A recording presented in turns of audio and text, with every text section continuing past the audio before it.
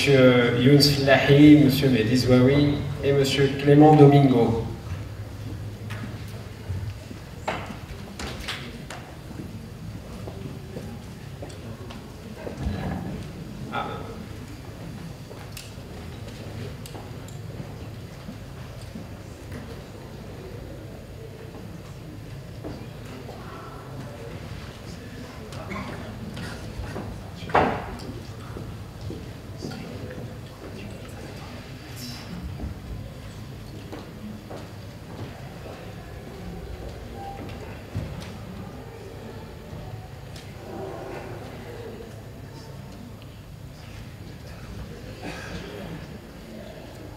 Bon, j'ai un challenge.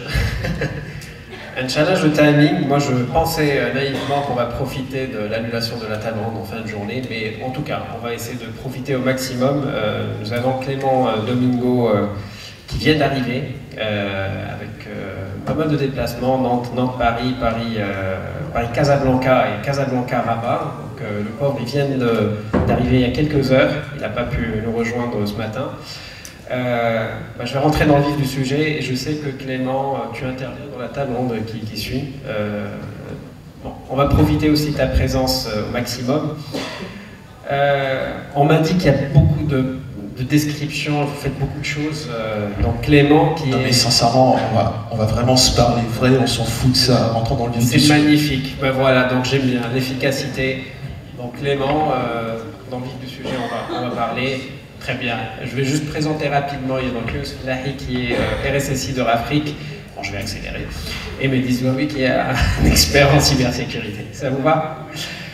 Très bien. Donc on vient d'aborder, un grand merci encore une fois, au travail qui a été fait par l'OSIM en partenariat avec PwC, premier baromètre sur la cybersécurité en Maroc. On a parlé un petit peu globalement de 5 axes, et ces 5 axes qui peuvent être aussi adaptés au monde du PME. Alors là, on va élargir un petit peu la discussion pour aller au-delà du Maroc, mais parler de l'Afrique. Ça vous va? Très bien.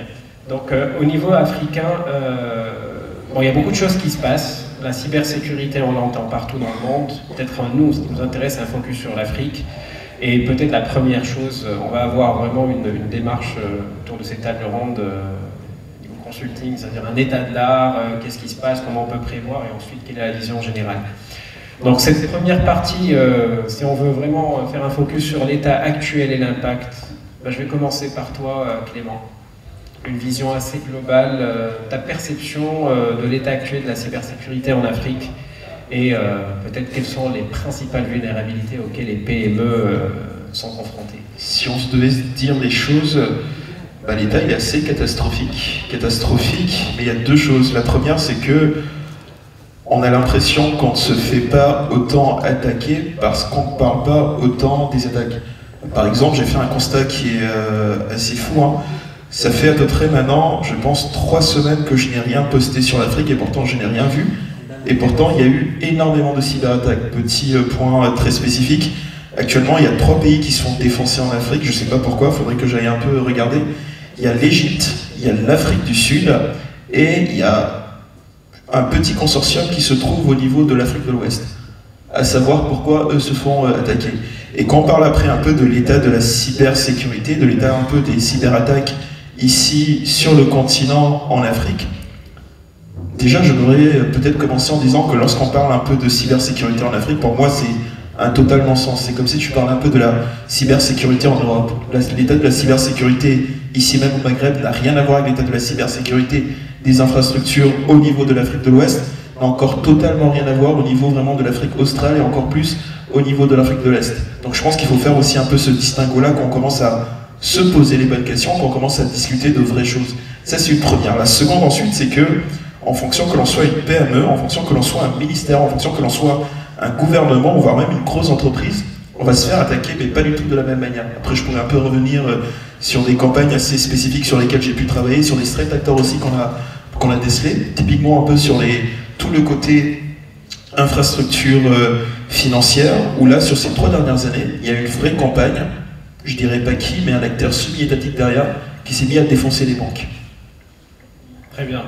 Peut-être avec quelques illustrations, Mehdi Zouaoui qui a eu aussi l'occasion d'accompagner des clients Et je pense que je vais aussi rejoindre Dominique dans sa vision. C'est que déjà la dernière année, on a participé à des crises réelles de groupes cybercriminels qui ont attaqué du coup principalement des entreprises en Europe. Et on a aussi aidé certains clients sur les crises de cyberattaques au Maroc et certaines en Afrique. Donc l'élément principal, et ça je pense que vous le savez, c'est qu'un groupe cybercriminel c'est comme une entreprise. Donc il va avoir aussi des départements qu'on appelle des affiliates. Donc cette entreprise va avoir un process et elle va essayer de voir quel est le retour sur investissement qui va être le plus important pour eux. Donc pour les entreprises en Europe, passer du temps, implémenter un ransomware, déjouer tout le budget qu'ils vont avoir sur la cybersécurité, toutes les solutions EDR ou pas, quand il y a un humain derrière qui passe du temps, qui a l'expertise, il peut déjouer ça. Et du coup, c'est aussi du temps qu'ils vont passer eux, ces groupes cybercriminels, parce qu'ils savent derrière qu'ils peuvent demander que 5-10 millions en crypto-monnaie et que ça marche des fois.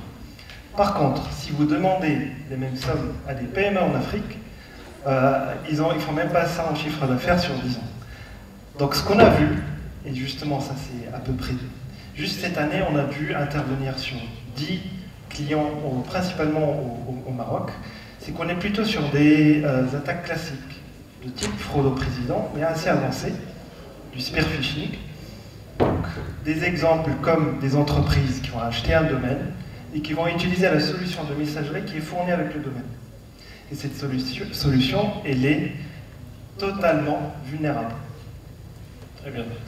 2 jours après la compromission de sa solution, on est sur du typo squatting de partenaires sur lesquels ils interviennent depuis plus de 10 ans, et vraiment des messages qui sont envoyés aux personnes qui ressemblent exactement aux messages qu'ils ont l'habitude de voir avec ces partenaires. Pendant une durée de 6 mois, 7 mois, ils ont changé le RIB. Des personnes ont envoyé l'argent qu'ils n'auront pas retrouvé. Tout ça pour dire que c'est exactement ce que disait Dominique. En fonction des PME, en fonction du pays, on va être sur des typologies d'attaques qui vont être différentes et aussi une menace qui va être différente et une réponse différente. Très bien. Peut-être, Younes, vous voulez commenter cette première partie sur les thèmes là? Je vais quand même prendre le temps de vous remercier. Merci à tous. Merci pour l'invitation. Alors je rejoins parfaitement ce qu'a dit Clément. Et effectivement, le témoignage de Mehdi. Moi je pense qu'on a souvent considéré que l'Afrique n'était pas une cible de choix. Les attaquants. Enfin, c'est notre perception à nous, Africains. On se disait que peut-être on n'était pas aussi attractif, etc. et qu'on subissait pas forcément des attaques. Alors ça soulève des questions, finalement. Est-ce que, ce qui est sûr, c'est qu'on peut se dire, est-ce qu'on était en capacité de détecter, est-ce qu'on avait les éléments, la maturité nécessaire pour pouvoir juger et dire effectivement, oui, je ne suis pas attaqué. Ça, c'est une question à laquelle la réponse, c'est pas certain. Voilà. Peut-être, effectivement, on a toujours été une cible de choix et qu'il y a des groupes d'attaquants aujourd'hui, en termes de threat intelligence, qui sont plutôt ciblés sur l'Afrique, etc.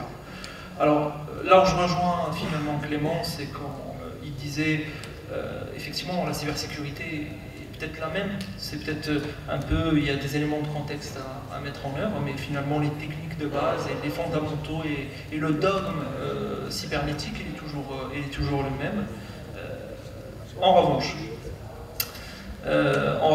finalement, et c'est l'objectif, je vais essayer de tourner la discussion sur les PME et les difficultés peut-être quand les PME sur ce sujet-là de cybersécurité, c'est que finalement, la cybersécurité telle qu'elle est posée aujourd'hui en termes de standards, en termes de dogmes, en termes de façon de faire, il faut dire les choses telles qu'elles sont, elle fit plutôt des grosses structures, en tout cas il faut de la matière, il faut des organisations, il faut tout un aspect de budget, d'achat, de third party, enfin, ça fit les grosses entreprises. Maintenant, quand on est une PME, on a plutôt tendance à minimiser les sujets pour les prendre par le chemin le plus court. Et finalement, ces raccourcis-là peuvent effectivement laisser quelques trous dans la raquette ou dans la stratégie de cybersécurité de façon générale. Alors, c'est pas parce encore une fois, c'est pas parce qu'on a des outils, c'est pas parce qu'on achète des outils, c'est pas parce qu'on est outillé qu'on est sécurisé. Et de la même façon, c'est pas parce qu'on est très bien organisé qu'on est sécurisé. C'est toute une réflexion globale de contextualisation par rapport à la gestion des risques qui pèse sur nous, sur notre contexte, et qui fait que, etc. Là où ça devient intéressant ces dernières années, je pense que Clément pourra en parler un peu plus que moi, c'est que en termes de threat intelligence, on commence à faire des belles choses pour aller dire aujourd'hui en termes de posture de risque, je sais que je pourrais éventuellement être ciblé par tel ou tel groupe qui utilise telle ou telle technique. Et à ce moment-là, je pourrais aussi orienter les investissements sur ces volets-là. Très bien. Moi, je vais revenir sur un mot. Catastrophique. Et si on fait un focus, bien entendu, au-delà de la répartition géographique qui a tout son sens de faire la part des choses, même au sein de, en fait, sur le même continent, les pays n'ont pas la même maturité, n'ont pas la même réglementation et aussi pas la même prise de conscience sur l'importance. Si on fait un focus sur les ransomware, comment vous jugez aujourd'hui les attaques qui ont lieu chez les PME en Afrique, comment ils ont fait face? Après le sujet, en effet, est-ce que c'est un bon retour sur investissement pour ces pirates? Mais peut-être des fois il y a l'effet de volume qui est beaucoup plus important, parce que j'aimerais bien souligner qu'en Afrique, la majorité des pays, sous votre contrôle, c'est plus de 90%, c'est pas les grandes entreprises, c'est la PME. Voilà, tu le pointes, hein, Mohamed. Déjà, quand on parle de ransomware, pour qu'on puisse partager tous le même corpus, il faut savoir qu'aujourd'hui, c'est à peu près 160 groupes dans le monde. 160 groupes dans le monde depuis 2018, où on suit vraiment d'assez près ces groupes-là. Sur ces 160 groupes, il y en a 40 qui sont assez actifs. Et sur ces 40 qui sont assez actifs, il y en a 10 qui font littéralement la pluie et le beau temps. Quand tu prends aujourd'hui sommairement toutes les entreprises qui se font attaquer journalièrement, il y en a vraiment 10. Parmi ces 10-là, on a beaucoup parlé de Conti, beaucoup parlé de Lockbit. Lockbit d'ailleurs, assez intéressant pour ceux qui suivent ou ceux qui ne suivent pas, l'opération Chronos, 11 pays, dirigée par le NCA, le National Crime Agency, par le FBI et par Europol.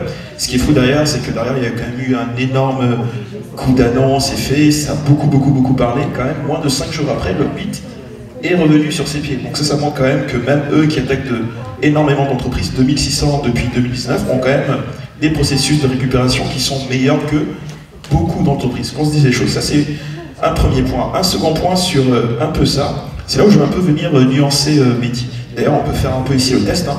Moi j'ai absolument tout l'arsenal ici. Demain je vous dis, t'es dans une boîte, d'ailleurs c'est ce qui se passe, hein, sur quelques groupes qu'on a pu un peu traquer, quelques entreprises ici même en Afrique sur lesquelles on a pu travailler. Ce qui s'est passé, c'est que les gars ils commencent un peu à avoir un peu des side jobs, tu vois, sur ces side jobs. Moi je viens, je te dis, j'ai absolument tout ce qu'il faut. En fait la quote-part elle est simple. Demain tu as juste à déposer ce logiciel, ce malware, voilà comment le faire. Je te donne absolument toute la procédure, parce que c'est comme ça qu'ils fonctionnent un peu les affidés. Et en termes de code-part, je te dis que demain, allez, on tape ici, taper c'est vraiment le jargon, on tape ici une entreprise à Rabat, à Casa ou à Marrakech, que sais-je d'autre, on va juste leur demander, par exemple, combien 1 million de dirhams, ou je sais pas, 10 millions de dirhams. Sur ces 10 millions-là, moi je garde 20%, t'en gardes 80%. Ça te tente ou pas? Ça veut dire que la responsabilité... Est-ce que ça te tente? Je te propose que tu gardes 80% et que je garde 20%. Ça te tente ou pas? Je vais réfléchir. Mais ça dépend. Eh bien, figure-toi que je peux te promettre, hein, dans les vrais milieux cybercriminels que moi je traque quand t'es un peu dedans, voilà comment ça fonctionne.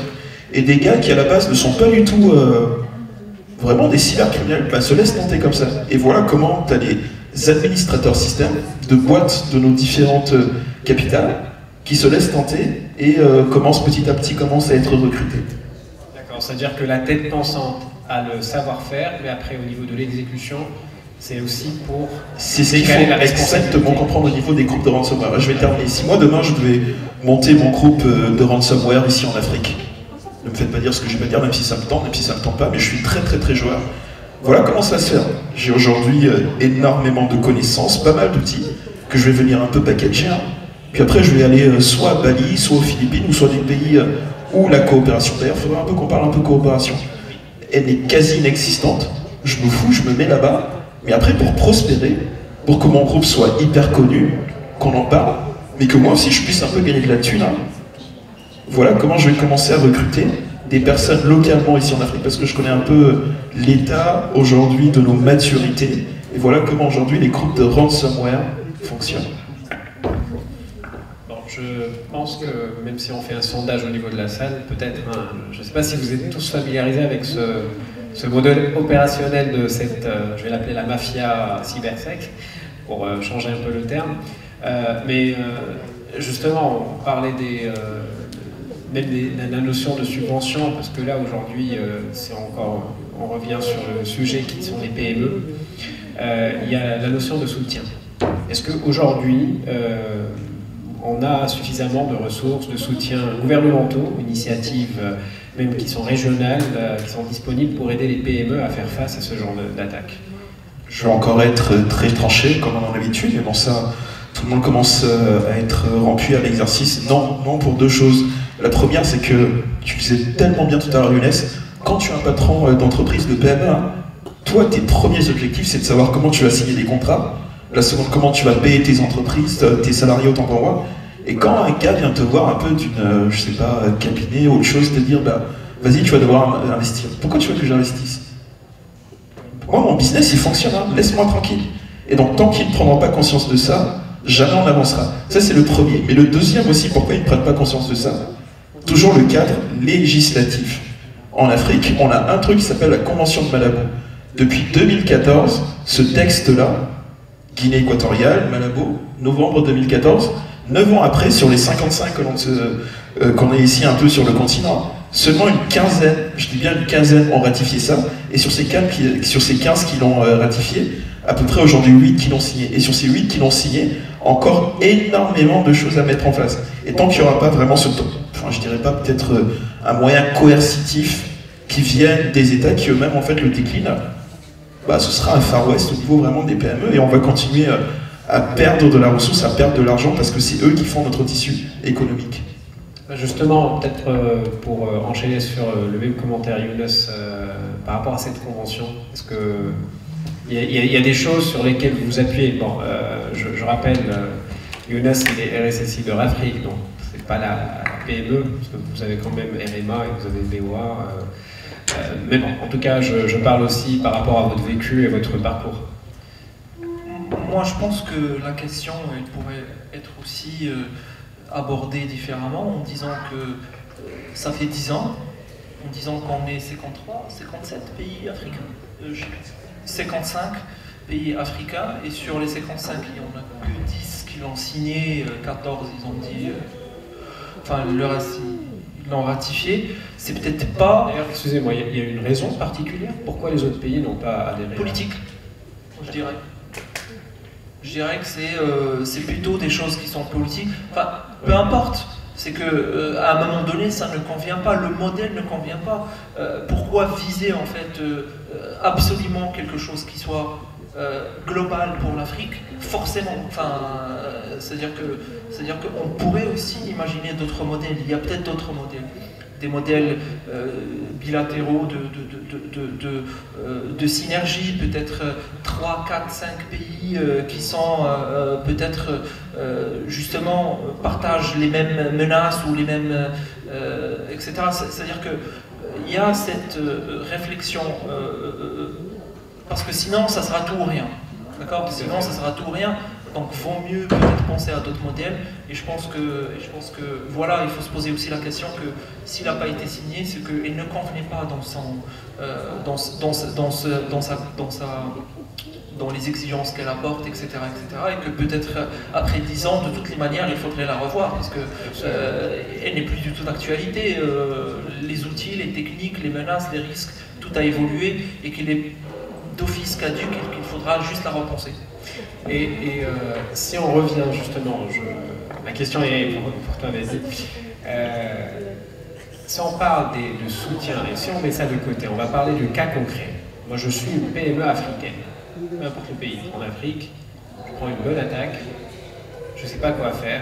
Justement, moi, j'ai mon usine qui marche et d'un coup, tout est arrêté. Et on m'informe que, a priori, j'ai été attaqué et je suis gêné. Donc là, forcément, le patron de cette entreprise qui n'a pas voulu investir se retrouve devant le fait accompli. Comment ils font aujourd'hui, selon votre retour d'expérience? Justement, c'est là où les exemples que j'ai donnés tout à l'heure peuvent aussi nous donner une vision. C'est que quand le DG nous a appelés et qu'on a du coup rencontré, lui, ce qu'il voulait, c'est aussi du soutien moral. Du jour au lendemain, il se retrouve avec ce mot qu'il a vu dans tous les journaux, qui est la cybersécurité, une attaque cybersécurité, mais il a été touché, lui, en étant PME, qui existe depuis 25 ans. Donc c'est pas que ça n'arrive pas aux autres, ça arrive à nous. Et c'est pas tant le sujet technique, donc on a aidé sur l'investigation pour comprendre le sujet. À la fin de l'investigation, ce qu'il nous a dit, ce qui nous a surtout aidé, c'est le soutien moral et la compréhension.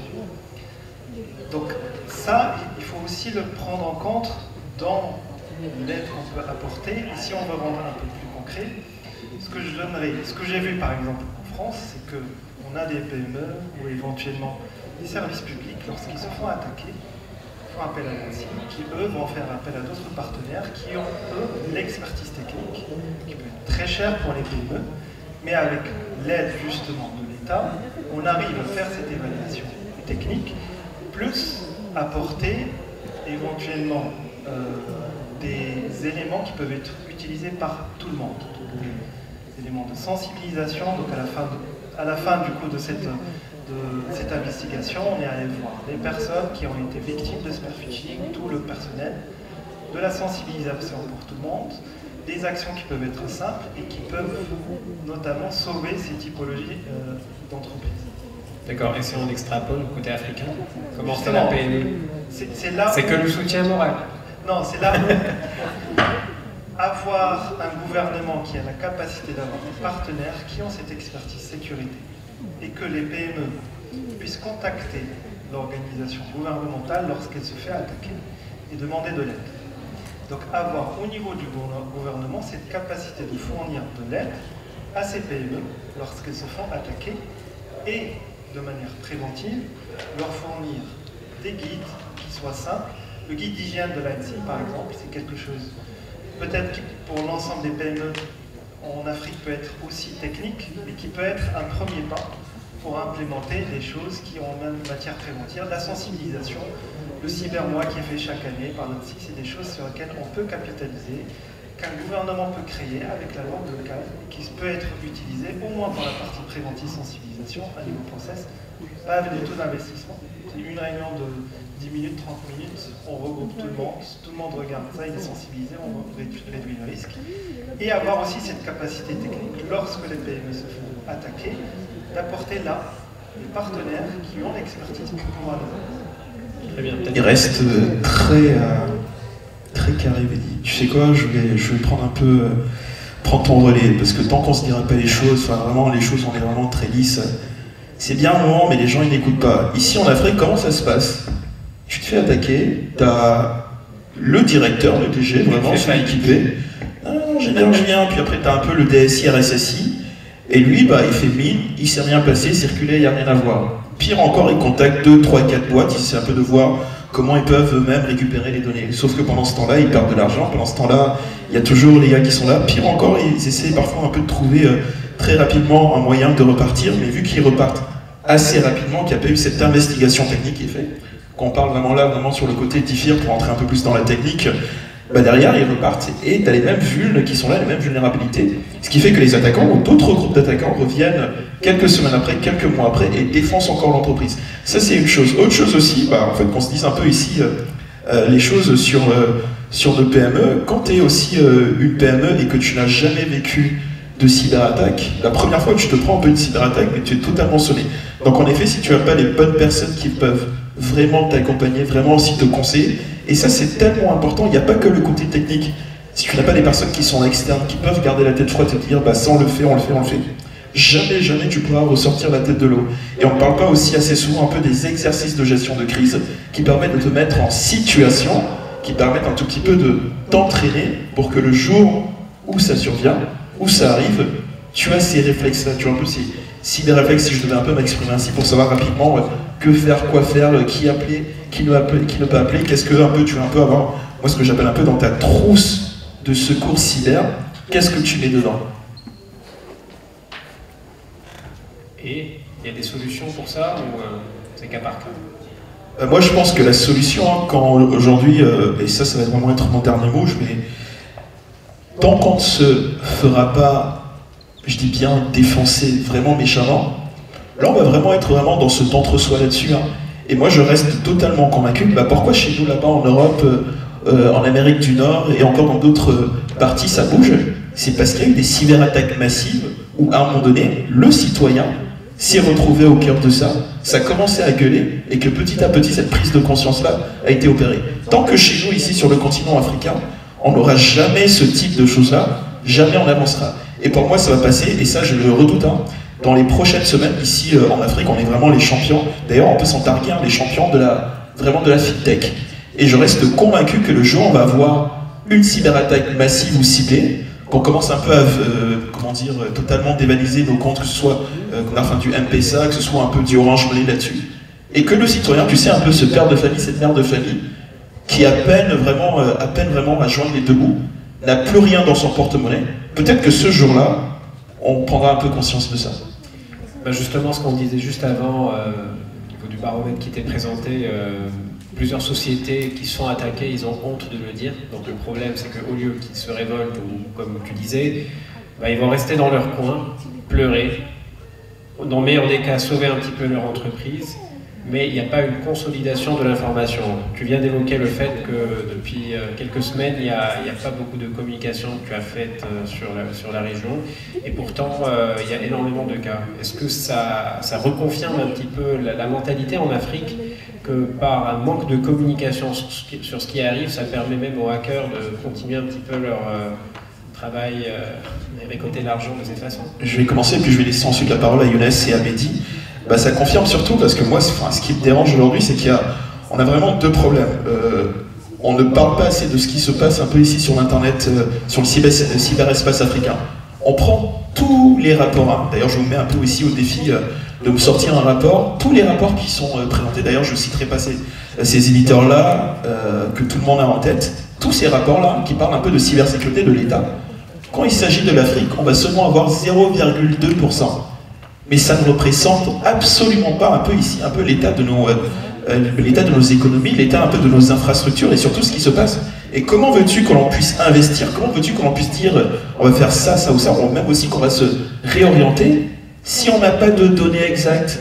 Pire encore, si les entreprises elles-mêmes, lorsqu'elles subissent des cyberattaques, se disent moi j'ai été cyberattaqué. Là-bas encore chez nous, hein, typiquement en France, aujourd'hui, c'est même un devoir, une obligation de le faire.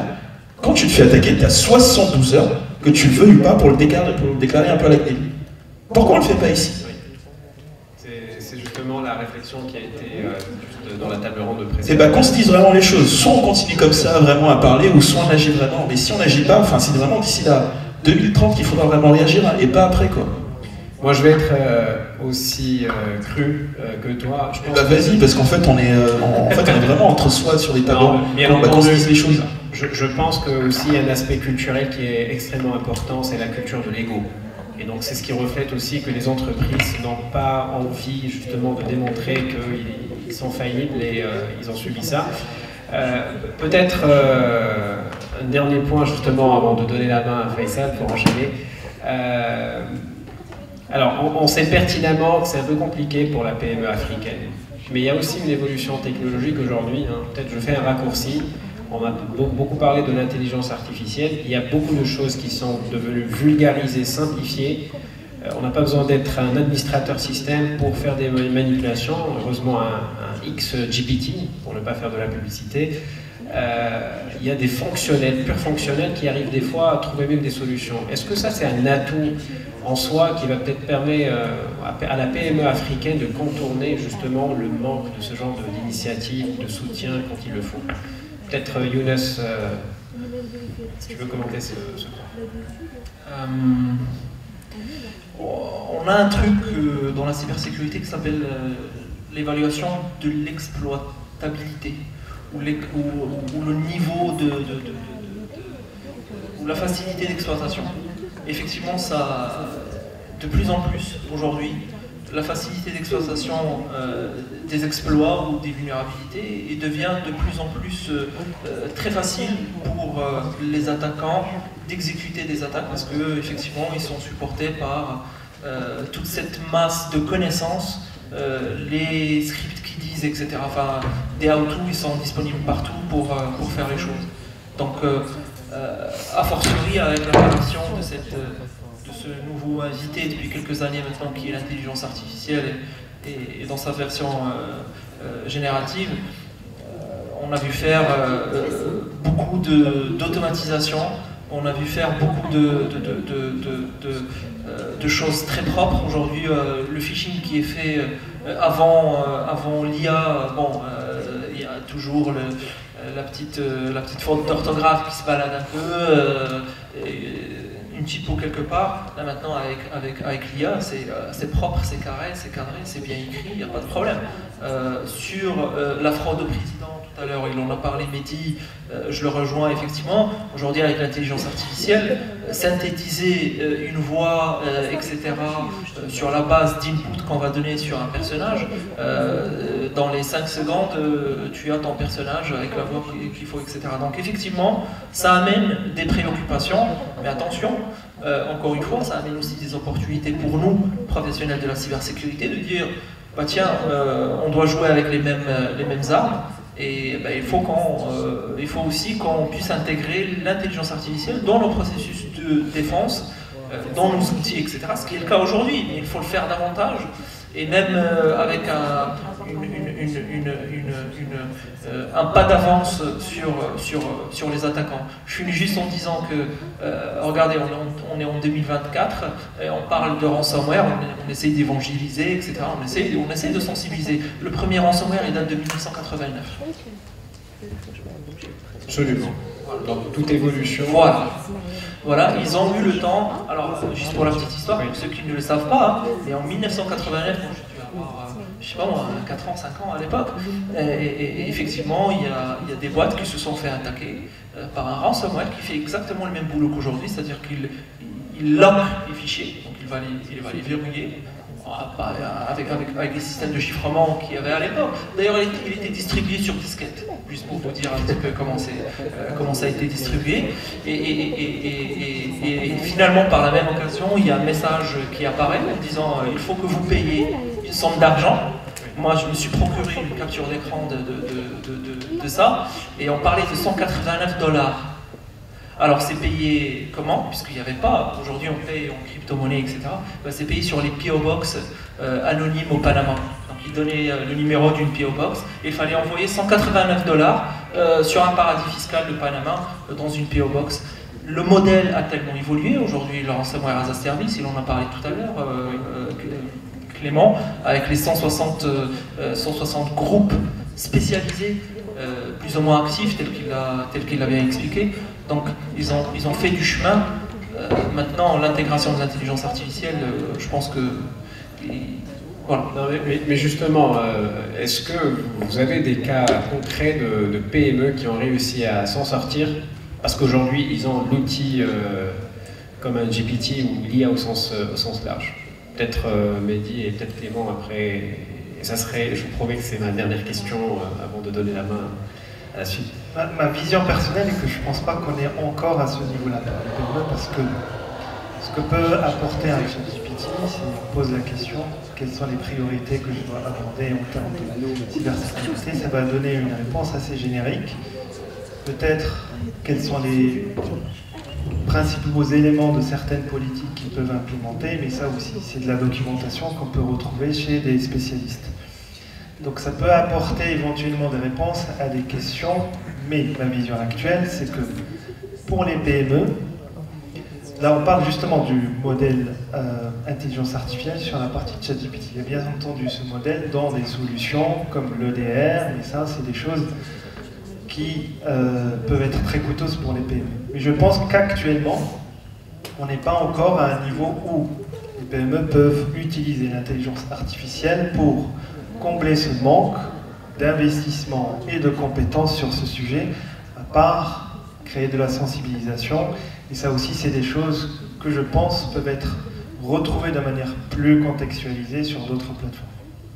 Très bien. Peut-être Clément, un complément sur ce point de l'IA. Est-ce qu'il y a des sociétés qui ont réussi à... Mieux vaut pas que je m'explique directement parce que je vais encore repartir dans un tas de choses qui sont bien, surtout pas encore bien, parce qu'ils n'ont pas encore bien compris aujourd'hui, lorsqu'on parle d'IA, de quoi il s'agit. Juste pour jeter un pavé dans la mer, beaucoup d'entreprises aujourd'hui, y compris en Europe, quand tu vas les voir, ok, je fais de l'IA, c'est quoi? C'est tout simplement des multitudes de clés OpenAI qui prennent, juste les appels derrière, mais non, c'est pas de l'IA. On pourrait prendre aussi beaucoup de temps pour parler aujourd'hui un peu de l'IA, et surtout de l'IA sur d'autres continents, parce qu'on commence un peu à parler d'IA, on est quand même censé avoir nos propres LLM, nous-mêmes aussi travailler sur nos propres données, avec nos propres contextes, et tout ça on est encore très loin. J'ai 3 exemples en tête, mais ça prendrait beaucoup trop de temps. Très bien. En tout cas, merci beaucoup pour vos interventions. Malheureusement, juste on est pris un petit peu par le temps, et je pense que le débat il est passionnant. Je laisse la main à Léon. Merci.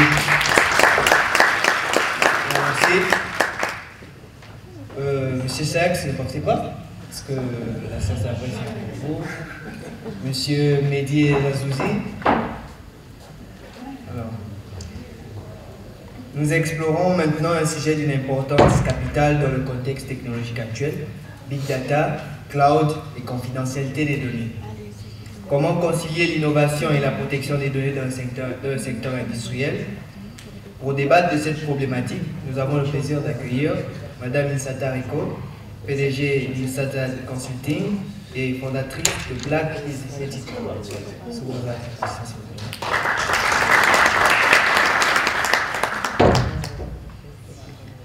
Et bien sûr, Monsieur Ali El Azouzi. Il n'est pas là. Léon.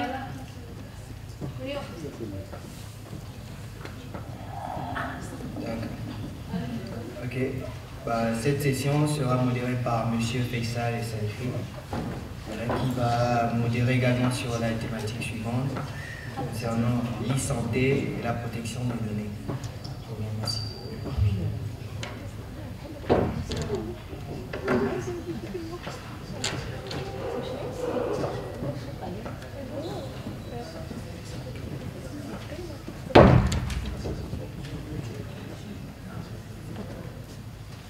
Donc, on directement au sujet, donc les présentations sont déjà faites par M. Je vais essayer un peu de prendre la dernière question, ce qui m'intéresse aujourd'hui un peu. Bon, je ne vais pas rester sur des questions. Je ne vais pas rester sur des questions d'atomes, ça ne sert à rien. On a 2 experts avec nous très pointus, très techniques, donc je vais rentrer directement au vif du sujet. Je vais orienter un peu la discussion sur l'IA. Oui, il y a du big data, il y a du cloud. Pour moi, dans mon point de vue, c'est que, juste pour faciliter un peu rapidement un peu l'exposer à tout le monde, vous l'avez mentionné, l'IA, c'est pas juste des API qu'on colle parce qu'il y a un modèle derrière. L'IA, ça reste quand même un système sur lequel on doit donner énormément de données, le fameux big data. On doit entraîner un modèle, donc il y a des besoins de trop de compute, énormément de compute qui coûtent super cher. Donc les PME, surtout un peu notre panoplie en Afrique, c'est surtout des PME qui ne peuvent pas un peu payer ce luxe-là d'avoir un compute aussi coûteux que ça. Et à la fin, on prend tout ça, on entraîne ce bébé pour qu'il puisse penser super bien. Et à ce moment-là, on le met, ce qu'on appelle un peu dans le jargon inference, mais d'une façon très simple, c'est le consommer. C'est les fameux API qui a été mentionné par Clément juste maintenant.